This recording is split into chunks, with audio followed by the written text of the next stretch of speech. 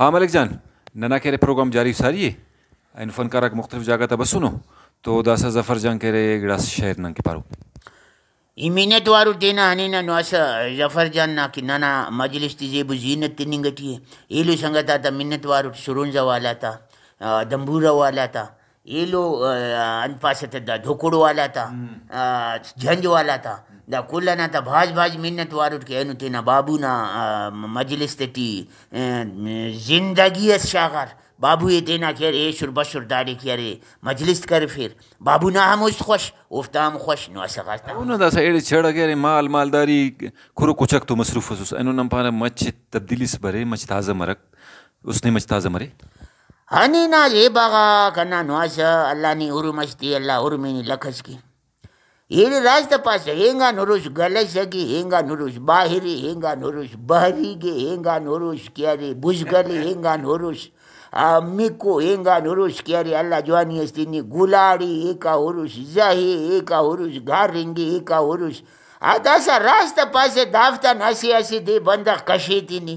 बरी मजलिस तस की शहर सिटी वहाँ नुमा शहरी जिंदगी नन खरमाई ना लोपटी दा शहरी हाल हवाला ता नसी टीबी टिप्पन वाकिफ फनी अंदा दासा खलकी शहरस बिनफुन ने असलना के उस तना शहरस मरो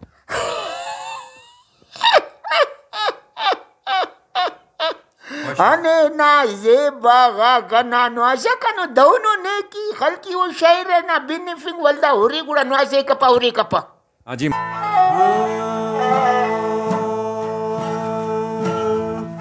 नी हुस्गदान गोदी मेरा शुवान गोदी नी हुस्गदान गोदी मेरा शुवान गोदी पूछक नशी शहिया बरत